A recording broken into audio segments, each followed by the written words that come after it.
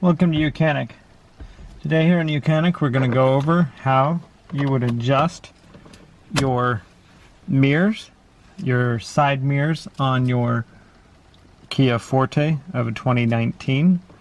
So with your key in the on position and the accessories, we've got a switch here for the left and the right, and we're on the left, and then you can adjust the mirror in and out, up and down, and get it to your preference you would like to drive. And then you switch it to the right, and you can do the same thing over there. And if your mirror isn't adjusting, if it's just one side, it could really be the mirror unit itself. But if it's both sides, it's most likely a connection here or this switch itself that can be easily replaced.